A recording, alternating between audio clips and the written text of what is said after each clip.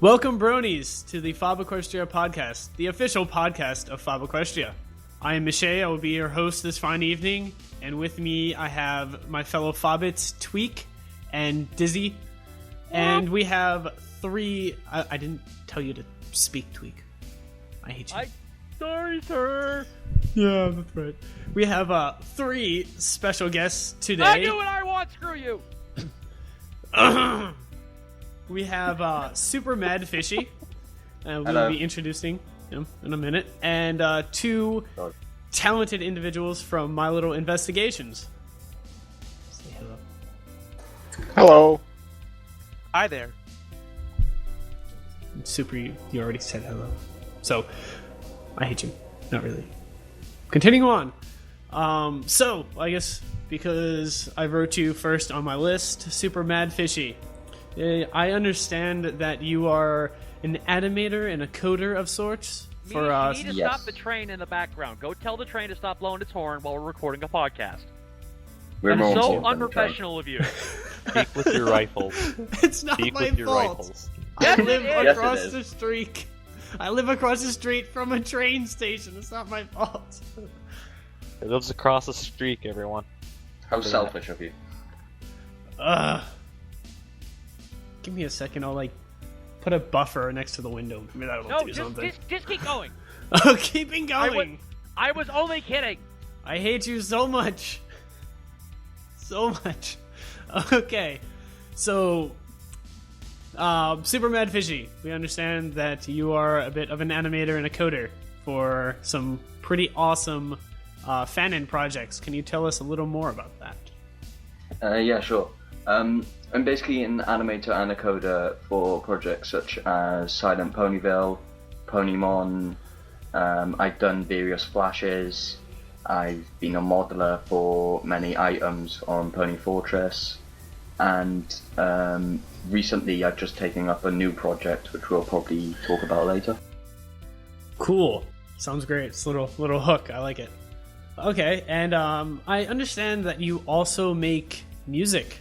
Can you tell us a little bit about that? Yeah, I make music. I'm not very good at it, but I've only uploaded one song up onto YouTube at the moment, but I'm hoping to release more if people like it.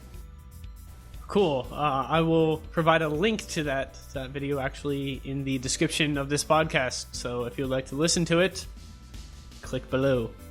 So one thing is, how did you actually get into animating and music? Animating, I got into from my uncle, who used to make games as well, but he used to only do animating for them. And I've just done that for years, basically. Now, does he do I want to say 3D animation or just Flash based?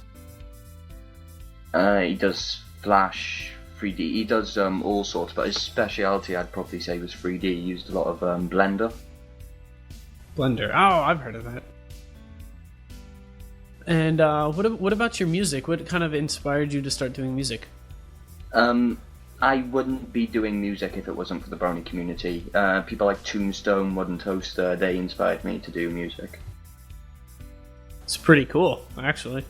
Now, do you have any advice for any upcoming animators or anybody who would like to get into animation?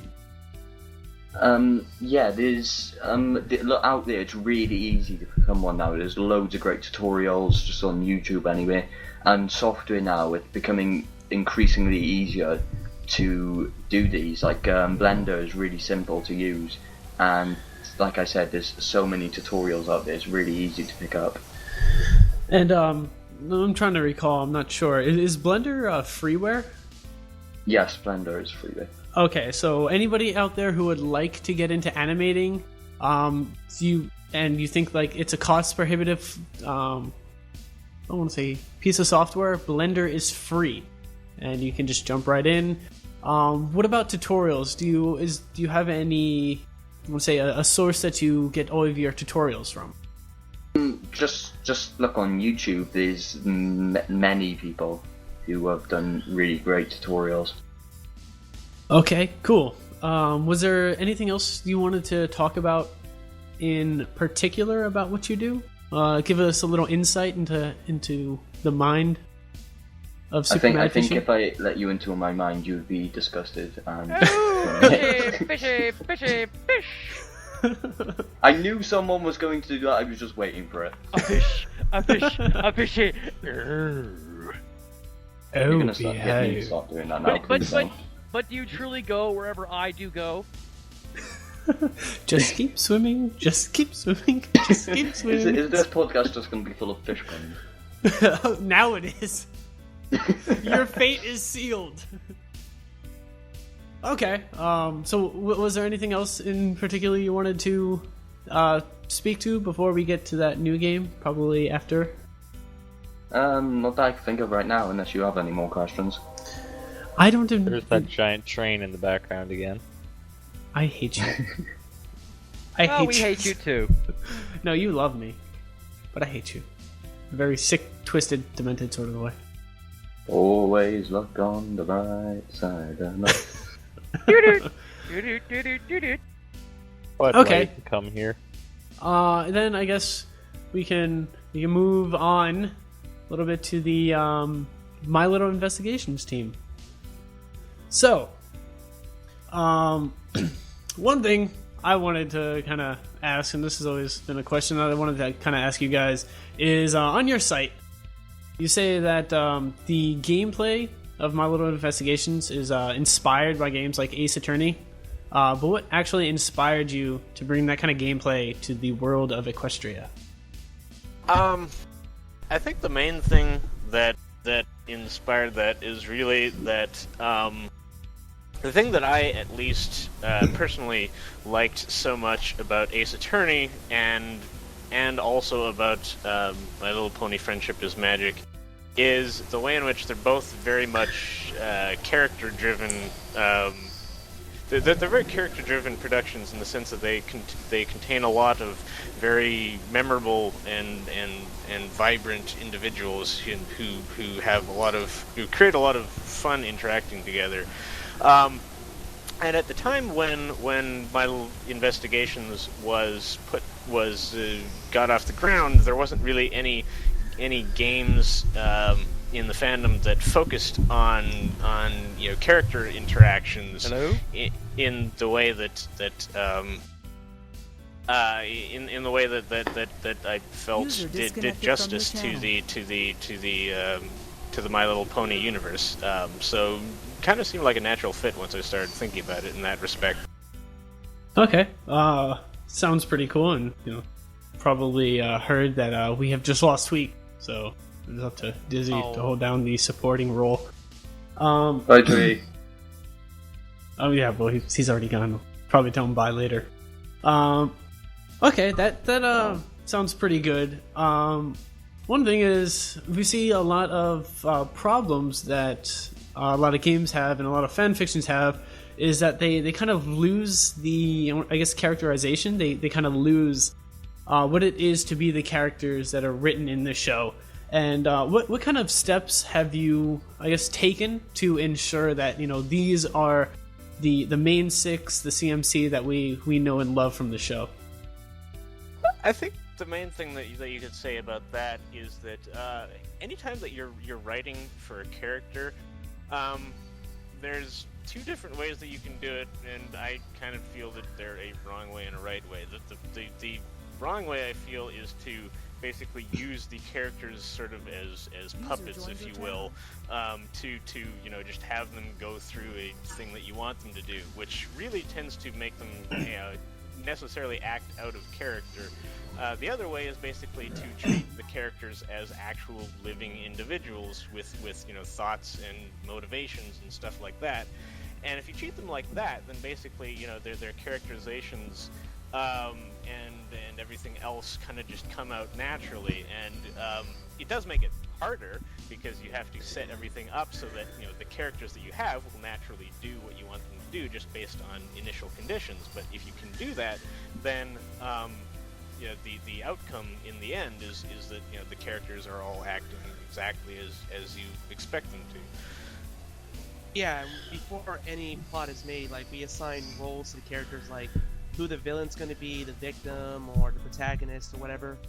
And we set those roles and we write according to those roles. And we know how to write those roles well because we play the Ace Attorney series a lot, and we know the characters from the show a lot. So, Okay, so does anyone else hear that really heavy breathing that sounds like someone doing some perv stuff, or is that just me? That's just Michelle. It's okay. Okay, yeah, because I hate you. what are you doing? There are times for that kind of thing, okay? I hate you. It's really hot here, and Well, for some reason my push to talk is not working. It doesn't matter if it's hot. I don't hear you go. I also have asthma. No, Turn down the gain on your slow down. microphone. Talk slower, boy. Can I just say the level of your professionalism is amazing. You're Oh, goddamn absolutely. right. I mean, Well, I will try to keep my face away from the mic as much as possible. please do. Okay, so please continue on with what you were saying. Thank you for correcting me. Well, basically, I was talking about roles and how we assign them for the case. So we do spend a lot of time kind of outlining what we want to do. So we, like by a Google Doc or something, we would say, okay, Twilight Sparkle's our protagonist. Here's why we think that is. This is our villain. This is why he or she is the villain. We're not just going to force any other character into that villain role because it is very important. And here are all the witnesses and how they affect the case. And from there, we build the case from the ground up. All the puzzles, all the logical chains, all the story elements, all the plot twists. We usually, we start from the bottom up. We know what story we want to tell, and we just fill in the blanks after we know what we want to tell. And basically, if we want a character to do something, we don't just make that character do that. We basically think about, what external events or stimuli would cause that character to do what we would like that character to do. And then that makes it a lot harder, but it also makes the interactions a lot more natural. Yeah, like what Rainbow Dash didn't do during Double Rainbow. That was not Oh, her. jeez. That was not her. Oh, I mean, Do I'm not get me highly, started on Double Rainbow. highly agree with that. So basically, it sounds like you guys know that structure and hard work is definitely the way to go in terms of keeping characters the way they are. It feels like a lot of people, when they do things, if they don't kind of structure out how the characters actually act and would perform in these scenarios, that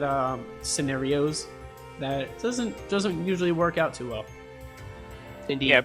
Yeah, basically at all times we're just asking, how would the character actually react to this? And if at any point it seems like the character is not just naturally doing what that living character actually would do, then we have a problem and need to resolve that.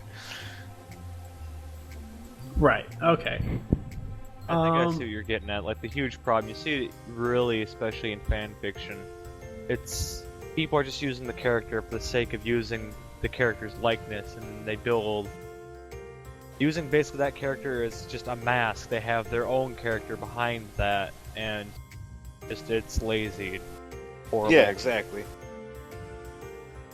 Okay. Cool. Actually, I have a It takes question. true if I could. skill to write with someone else's character. Well, yeah, I wanted to say, if y'all, I assume that y'all are going to be using background ponies like Final Scratch, Octavia, things like that. Now, for those characters, other than a very vague general sense, there is no canon personality. So, have you taken any sort of liberties with the ideas, or like, because when you think about it, writing Vinyl or Octavia is pretty much writing an OC because they have no personality in the show. So, how did you go about writing for those background characters? Basically, well, when it comes to writing for characters that don't have well-established personalities, you are correct that we don't really have an established personality to work off of. But basically, before we start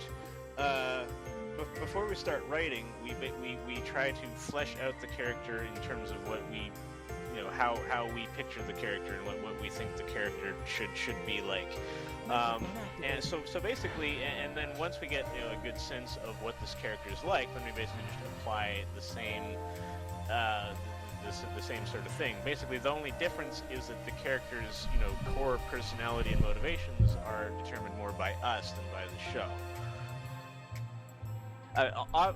Obviously, a lot in terms of background characters that have a lot of fanon interpretations already. Those at least inform some of our decisions regarding motivation, personality, and stuff like that. But it's basically it's part what the fandom has already done, and part with what we think the character should be like.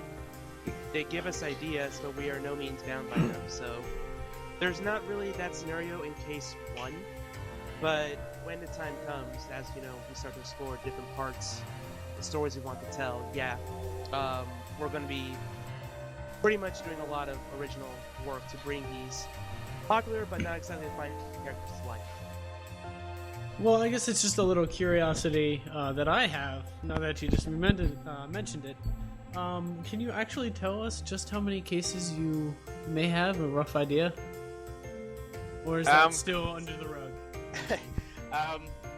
We definitely have multiple cases beyond case 1 that are at various degrees of planning. Some of them are sort of just ideas scrawled on a piece of paper at this point. Others are getting much more fleshed out. Basically, we're in the position where once case 1 starts, then we will be able to just start work in earnest on case 2. And we do have more cases beyond that planned. So we don't have. It's not really like Ace Attorney, where we're planning on having 5 cases and then stopping, because each case that we have planned is a story unto itself. So really, we can kind of just keep going until we don't feel like doing it anymore. Okay, so this may be like an episodic release. Yeah, we're planning on releasing each case individually as it goes. So when case 1 is done, that'll go out. When case 2 is done, that'll go out, etc. Okay, that actually sounds really cool. Okay. So it will be like the Walking Dead game? Well, it'll be like any episodic game. We have the executable itself set up such that you can basically install each case individually, and then when you run the executable, it'll just show up in the list of cases in the executable, and then you can start the game from there. Okay. Cool. Was there anything else that you wanted to just kind of bring up before we move on to, I guess, announcements? Just one thing. I know we talked a lot about structure and planning and plotting and stuff, but if you do want to know more about the process and what I had to go through personally and what other teammates have to go through, we are starting pretty much a whole kind of vlog series. We started it, I believe, a week ago, and occasionally we're going to upload basically our thoughts and our roles in these projects. So I've already have one up, and I can provide you the link in the chat if you want, but I pretty much go more into detail about how I design the game's puzzles, plot lines, how we come up with these arguments, what we do to get motivated before we start script writing, all that stuff. So definitely worth a read, and hopefully more will come up soon. Oh, definitely. I'll plug that link down below in the description. Just go give that a look, bookmark it. Fun times. So I guess from here we can kind of move on. One thing I wanted to bring out, because it kind of impacted the fandom pretty big when it was finally released. Children of the Night. So, what do you guys think? Okay, look, Amazing. Here we go. Long story short, the music was amazing. The vocal work was gosh damn mind-blowing. The animation was amazing. The story was like, okay, what? Luna's climbing in your windows, she's snatching your ponies up and trying to rape them. So y'all need to hide your foes, hide your mares, and hide your stallions, because she's raping everybody out here. I mean, seriously, what the whole thing is she's snatching little kids out of windows, and then based on the beginning thing, we assume that Celestia just leaves them there for 1,000 years. Like, yeah, that's really beautiful of you, Celestia. Yeah. What is it with the show in 1,000 years? I don't know, but it's a good round number, I guess, for banishments. Well, if you really want to know, that whole animation is actually based off a scene from a movie, Hocus Pocus. I don't think I've ever heard of that. That movie with Bette Midler as the witch? Yeah, I believe so. I actually really liked that movie. I've seen it years ago. I can't really remember it, but I think I remember the scene you're on about. Well, I had seen this really funny kind of comic thing going on. It shows like Equestria 1,001 years ago, and it's like really happy. It's really bright and nice.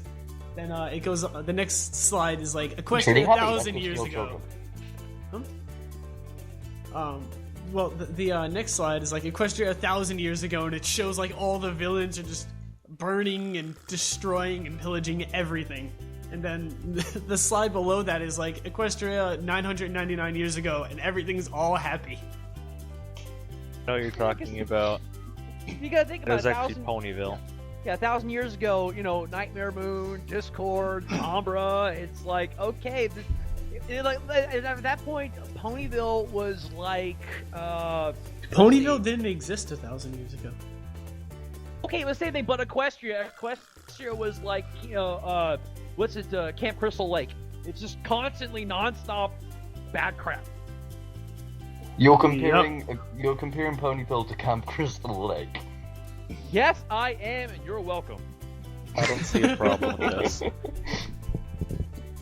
Let's think about 1,000 years ago, everyone tried to murder everything. Yep. That Just was like real life. abducting children, so Exactly. it makes sense. Well, so back to the actual animation. Like I said, it was really good, but it was the kind of thing that after I watched it, I felt mad. Like, okay, yeah, it's all this happy, come on, take you away. She's kidnapping them!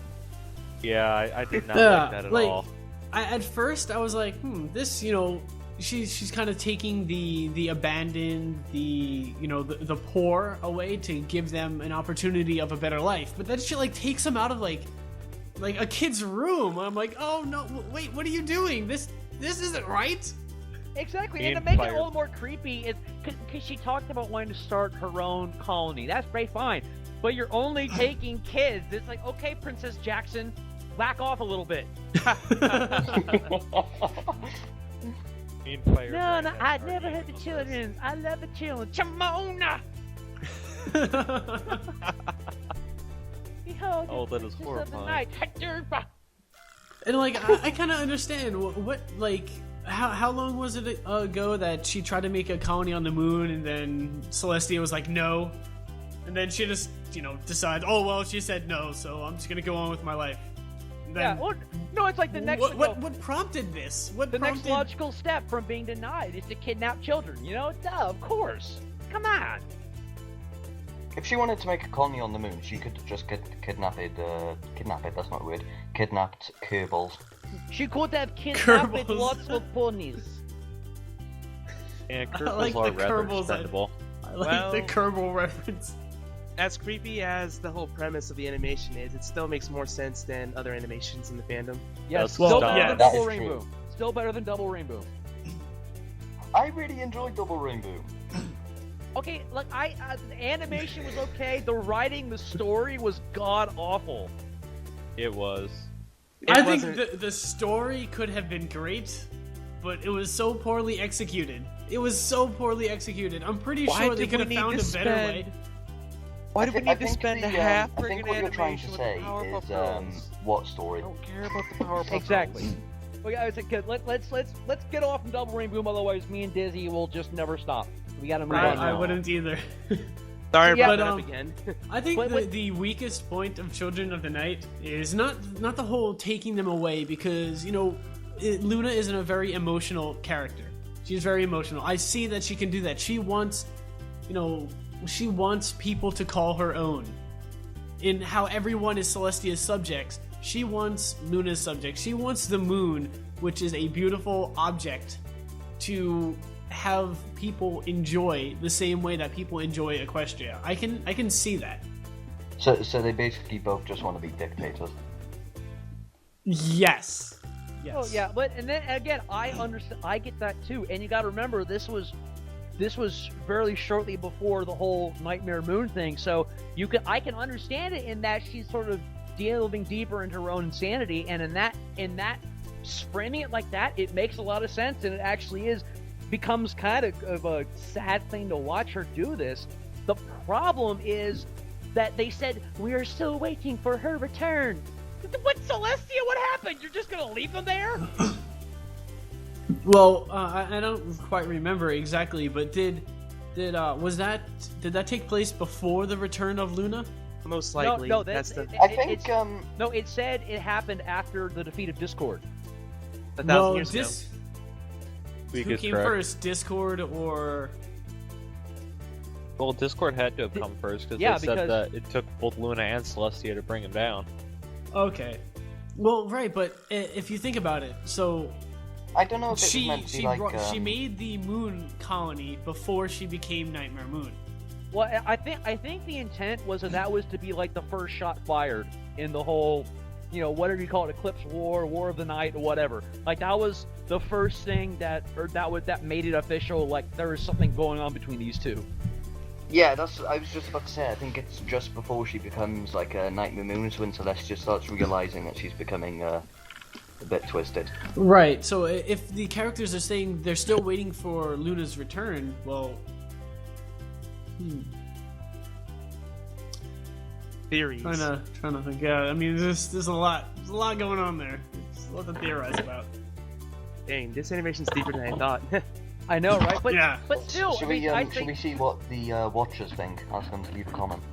Yeah, right. Yeah. Yes. What do you think happened with Luna and the colony after she actually formed the colony? The cables. Well, see, the Kerbals. I do actually think this is probably the best fan animation that's come out so far. Obviously Indeed. better than Double Rainbow, but I also think it's better than Snowdrop. But it No, can't hold a candle to Dusk Dawn, the single greatest animation in the history of the fandom. No, greatest Name animation the world. in the This is how you know he's joking. Wrong. The greatest animation in the history of any fandom. I'm gonna kill all of you. Although I think you're all going to mob I find it odd how people mob me forget now, but I about- think Snowdrop is better. what about the Dot Muff series? Like, doesn't get any love?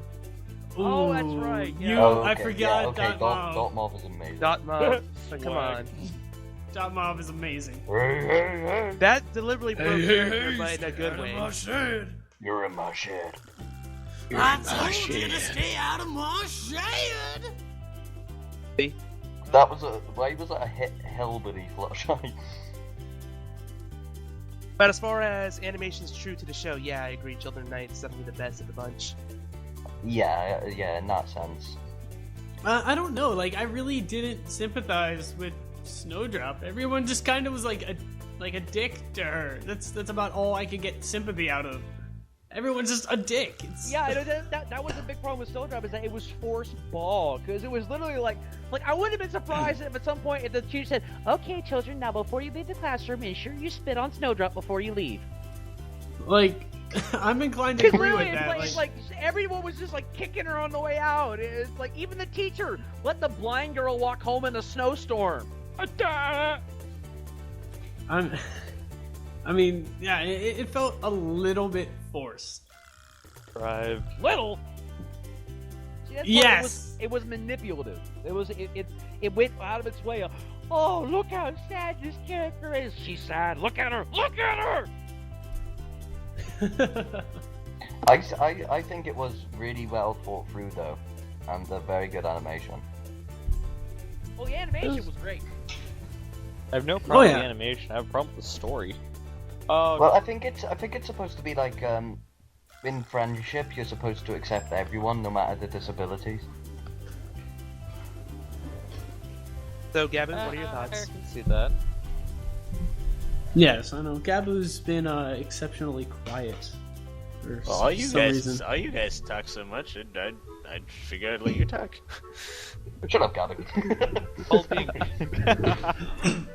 all being curious. I would kind of agree with I think both people definitely have a point. I did feel that Snowdrop was definitely emotionally manipulative in the sense that like it definitely much of the animation was like beating up Snowdrop to make you feel sorry for her. But on the other hand, I still liked it. I thought it was very pretty and well done.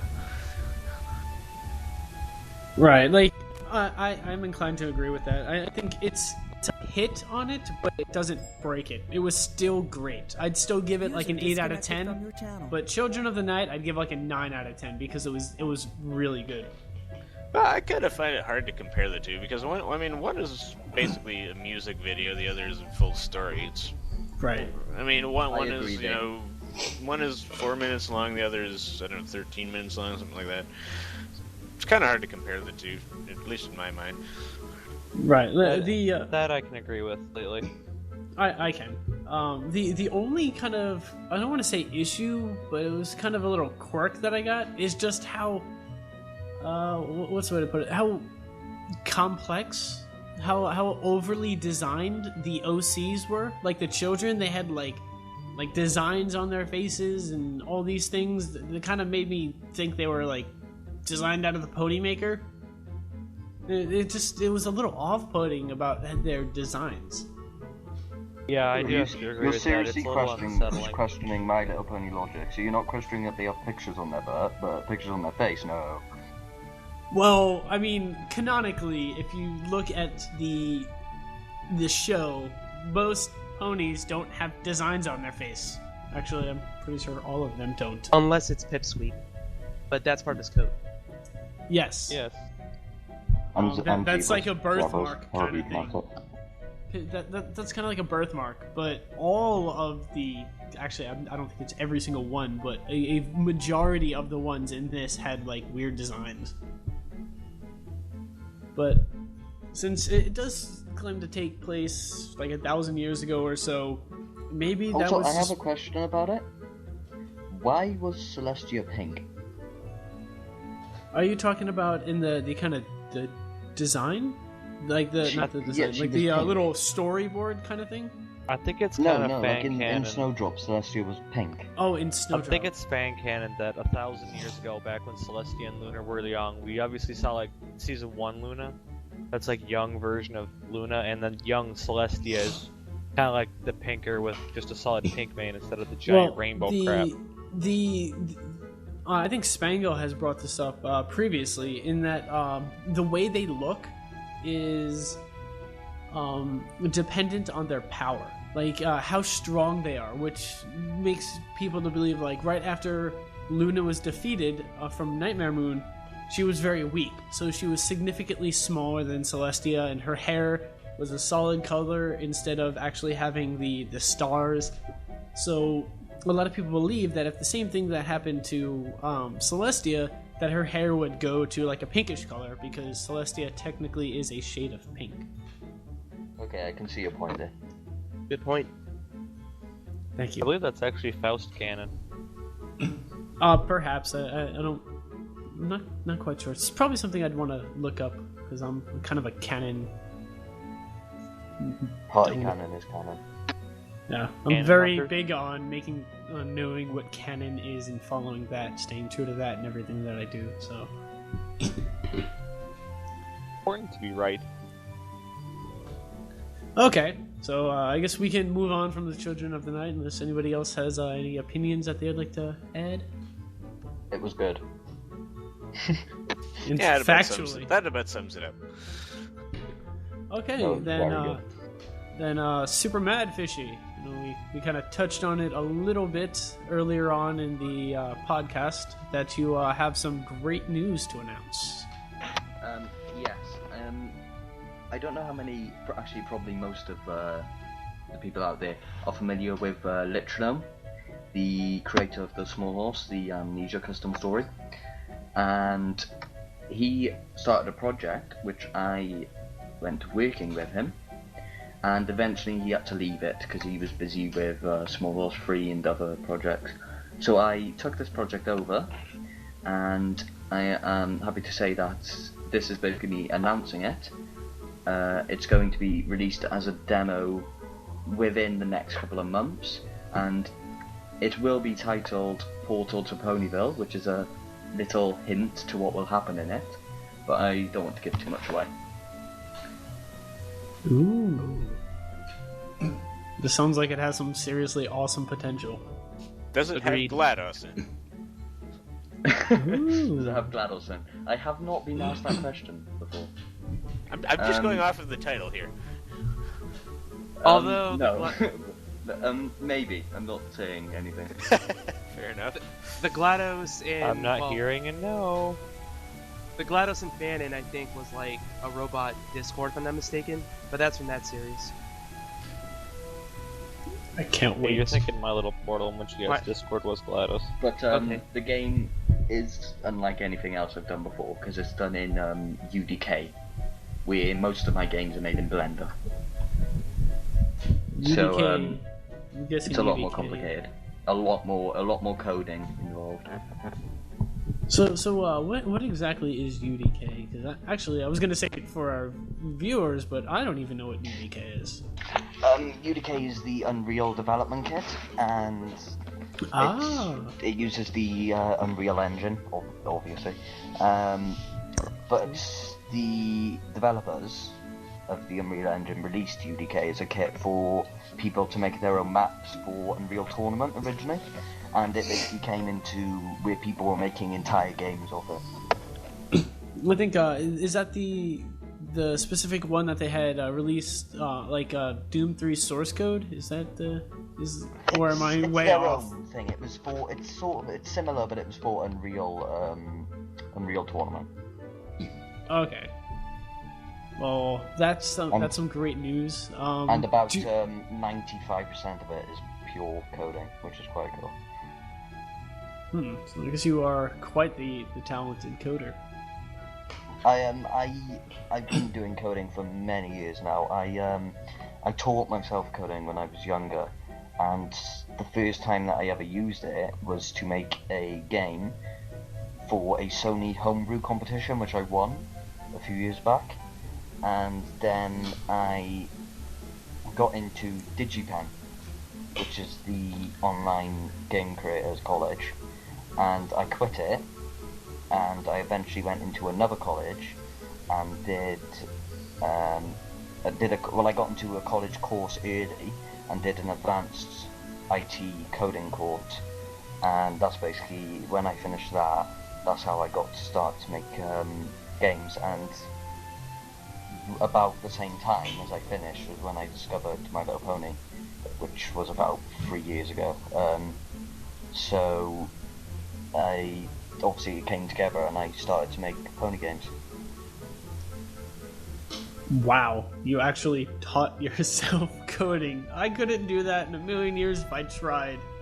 I thought I was pretty good. Teaching myself how to navigate around Linux was an accomplishment. But I've never worked with Linux. Well, you're also not a man, but Oh, mean. You just say that because you want to make sweet, sweet love to me. I'm so mean to Dizzy, but everyone knows that I can't even joke about that. I don't love you at all. You are the bane of my life. Get out. Yes. Oh, that's. I'm sorry, Pete. Please don't hurt me. Yeah, but He mad couldn't props to hurt you. you. Say again? Mad props to you, Fishy. Teaching yourself the code. I mean, Thanks. I just know the bare Good basics. news, of it took a few years, but I did it eventually. Nice. So, is there anything else in particular that you guys wanted to discuss in the fandom or in your craft per se that I didn't There is exactly? so much we could discuss about the fandom, but we would be here for literally a year. Well, yes. Yeah. I mean, things Don't tempt relating me. to your craft, because I'm not exactly the best individual of coming up with questions to ask and keeping things interesting. So you're doing the podcast and you can't come up with any questions. Hey, I came up with some of them. Stop hating. Well, not much to talk I'm about just my gonna craft, get to be lynched by the honest. end of this, aren't I? Yes, I'm. My voice is going to come screaming through your speakers and It's gonna be like grab the mask, hold of it's your just neck. gonna come through my TV screen. Yes. Or I've Well- been playing Persona 4, so it's probably gonna get really misty and you'll just disappear and show up dead. Kenpachi Yes. Ramasama. I that love you? you, Kenpachi Ramasama! Yes. That's precisely what will happen. Kenpachi Ramasama. Two things actually that I just I'll just bring up really quick that kind of off topic, but they are sort of about my craft, or at least some friends of my craft.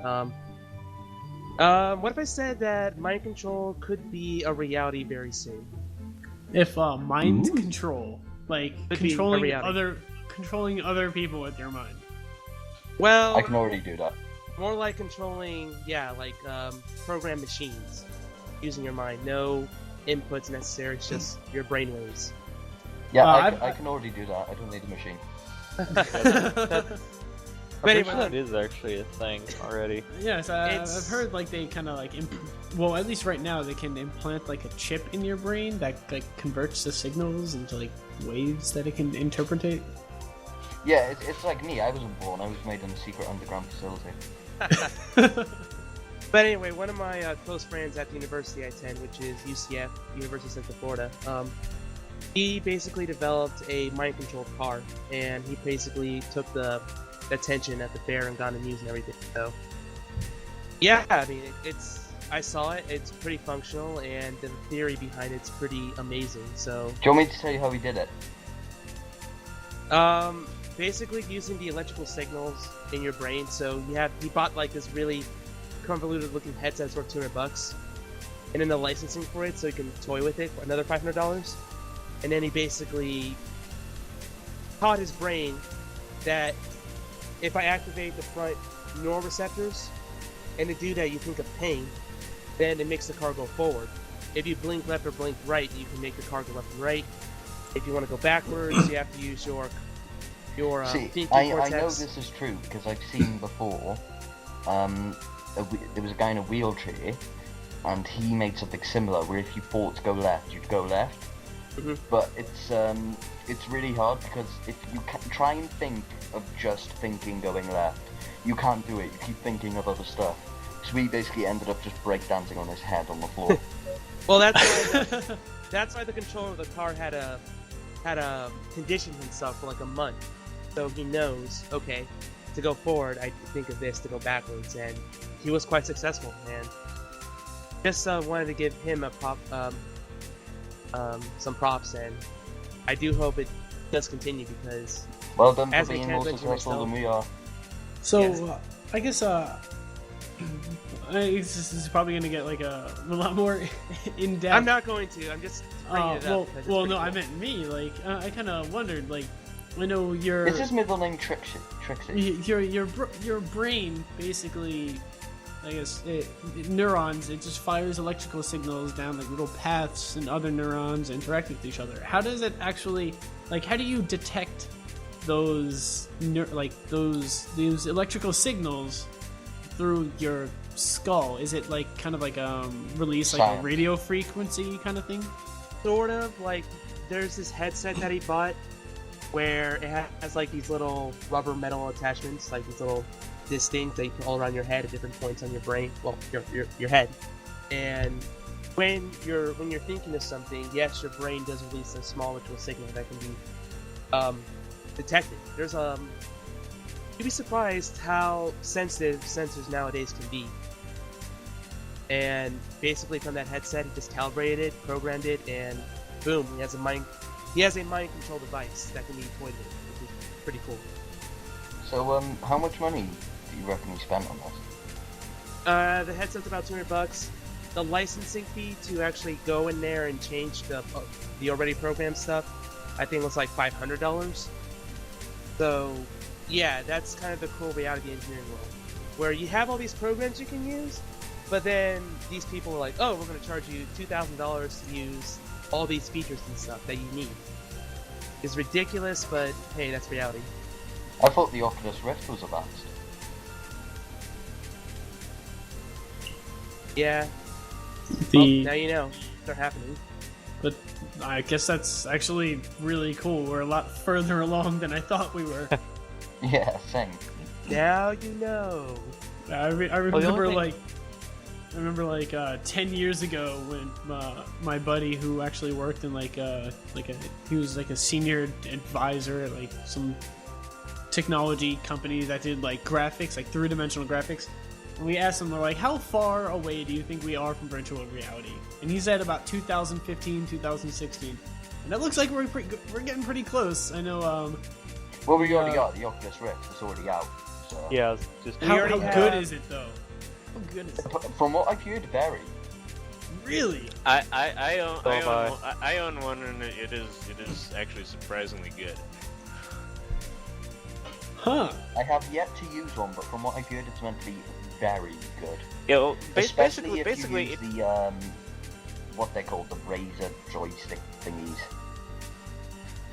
Basically, if I were to, when I one of the games I played with it is Team Fortress 2, and initially when I just had the thing on my head, it didn't seem that interesting. But then I remember I heard a sound from the left side, and I turned to look at it, and there was just more game over there, and that was the first time where I was kind of like, oh wow, this is actually really funny cool. For games that have been adapted to the Oculus Rift, because half of them haven't had that much level designed. So you like look behind you and there's just nothing because it hasn't even been designed, but the Oculus Rift can get past it.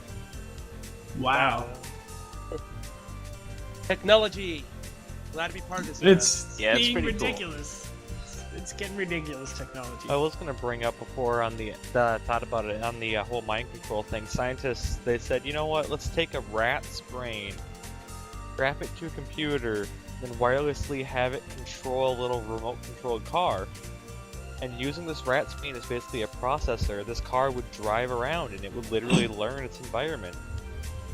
Oh yeah. What? So you can combine a whole lot of cool. things into like one project. Like that's a combination of good hard coding, good wiring, good robotics theory. Because I've taken robotics theory, so I'm excited. Like I just want to be remember part of looking this. at this thing and just being dumbfounded. I didn't think it was possible, but looking at it, I thought it was fake. FOB Equestria Science. Well, Yeah. Sparkle, if she was in his universe, she'll be like geeking out over everything we're talking about right now. Oh, jeez. I don't Also, know. I like how none of But us have think about it. thought She to has- mention that tweak left like half hour ago. She has, I don't know, Twilight Sparkle has magics. I want magics. I'd be happy with Everyone wants magic. magics. The magics are the funnest. You have the magics. Say magics. Magic does have the most potential, Indeed. as far as generally speaking. See, it's going to get to the point where it's not even called magic, so we're going to have like telepathy and stuff like that, so it's not even going to be called magic, it'll just be called science. Yeah. And cue science versus magic debate. No. Better Oh, living yeah. through science. Yes. Twilight Sparkle was just listening to this going, yay, my favourite subject. Oh, it's my favorite subject. I love science. That's what I do for a living. Bill Favorite Nye the subject? science guy. You don't know who that guy is. You didn't have Bill a Nye, the childhood. science guy. Bill Nye. Favorite subject or favorite coding? I'm glad. No, not my favorite pony, but it's my favorite subject. Oh, she's mine. My favorite pony Okay, is a secret. who's your favourite Yeah, pony? we Michelle? can't have a guest on this show without discussing favorite ponies. So. My favorite pony is a secret. Shay's favorite pony is obviously Event Horizon. Incorrect. He is. This, by the way, this question does include background ponies as well. So who's Well, your yes, favourite yes. pony out of all of them? Tis a secret. I already said mine. That sounded Twilight like a Luna and voice. Derby. Huh? Luna, huh? Tis a Secret. Tis a secret. Sounds like a Luna voice. Tis a secret. I'm gonna guess yours is Luna. Well, I will go out and say it is not That Luna. brings up the debate. Is Luna even considered a background pony anymore? No. Well, it says No. No. Enough said. I'd say supporting character, not a background, not at all. Same Agreed. thing. No, it's not. Not at all. There is a difference between background and supporting. A background is like a character that only really Even exists. bigger question, is Derpy counted as a background anymore? Yes. Yes. Really? Do I need to go to TV Tropes She and was educate you people about what exactly a background character is? She was a supporting character for like part of one episode, and then that just crashed. Do you know there was about that episode? Do you know there was they changed her voice and all? Yeah. Yes. Because they found her offensive. Yes. I Derpy found Gate. a very, very good point on that, where someone had said that friendship is meant to be about accepting anybody, no matter their disabilities, no matter what problems they have. And by censoring Derpy, they were basically saying that someone like that was not seen to have been good enough to be a friend. Well, You're obviously not here good is- enough this third and fourth Reich. Here's the thing from Hasbro's perspective, because Hasbro is God. So, Hasbro basically, is Hitler. Hasbro is Satan here. No, They don't have our understand, best this interests is in what mind. happened. Hasbro's the Fifth Reich. I hate all of you. We love you too. That's why you keep me around. Hasbro, from their perspective, because they've really, I'd say, kept their hands out of the cookie jar for most of ponies, like more so than. That's only because Lauren Faust Most. was literally slapped the CEO. Yes. But That does change quite a bit. basically, Hasbro is trying to maintain this show to be, let's put it at enjoyable for all audiences, but it is still meant for kids. And when you have a butthurt mom of a little kid calling up and telling them, I'm offended because this character is making fun of retarded people. My relative no one cares about is retarded. I'm offended. Change it now. But They have like to I do said, it that's because just saying they that need people to- like that obviously aren't good enough to be accepted in society. I What she's think- But saying. the thing is, they need to play the safe ground. Even if they're wrong, Hasbro needs to play the safe ground. They are trying not to offend anyone. Even if 0.001% of the population is offended, they still need to play the good guys. They need to play we're not trying to offend anybody at all. Well, They if can't it afford meant, to take if it that meant bet. either keeping Derpy and no more ponies, or getting rid of Derpy and more ponies, I know I'd have to get rid of Derpy. Like, I'm not saying I agree with them. I am one of the people that basically lost their shit when Derpy's voice was changed. Oh, I don't know. flipped. It's agreeable. Demanded It's understandable. justice. I demanded justice for Derpy, but obviously our outcry didn't do much besides not get her completely ejected from the show, and she still exists as a character. Yeah. Am I the only Thankfully. one who thinks Bald Rat Dumbo should have done the voice for Derpy? I thought Yeah. Derpy's original voice was perfectly suiting for her, and that the new voice was, yeah. From what I heard, It's just that before Derpy got an Tabitha, original voice, I always from thought what I heard, of as Bald Rat Dumbo. the original voice, Tabitha thought that Derpy was male, and that's where Yes. the original voice came from. That's So- what I Yes. heard too, yeah. Oh. That is in fact true, but it still sounds like it was still a good voice for Derpy. I thought it was nice. Yes, yeah.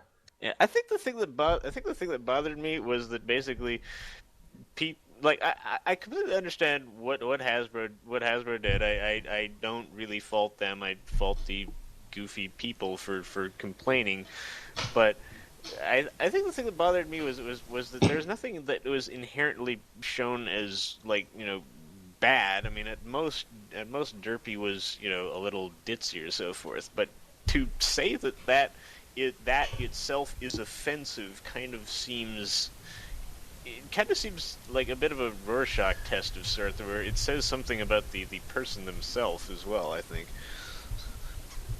Indeed. There was really no need for it to be taken away, other than playing it safe, but still. Right. Terrible, I mean, terrible event. Terrible Any- damage. Terrible. Terrible damage. But anyway, Terrible. guys, It's terrible. I'm afraid this is where I have to say adieu. Well, I do have to get actually, we are actually hitting the end point of the podcast. We've actually hit over the hour mark, and that's usually where we say our goodbyes. Yeah, but this is a special game one. Well, it's You're about special. time. You're not that special. Sorry. No. you are Frowny you are, face. You are a awful host, Dizzy. You are a very awful. I know. host. You are a bad pony. Alright. So, But yes, unless anybody else has anything specific they wanted to add up, I'd say this is about a wrap up. Winter wrapper. well, thank you for bringing Gabo and I aboard. It was a pleasure meeting you guys, and yeah, maybe when Case 1's released, again, touch. Yeah, definitely. It was a pleasure having you guys.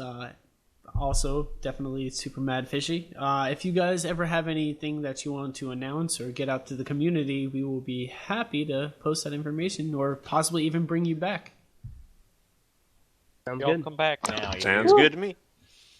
Awesome. Okay, so I guess everyone say your goodbyes from top down. So Dizzy first, then Gabu, Supermad, Fishy, and Zeus. See y'all at BronyCon. See ya. Bye. Adios.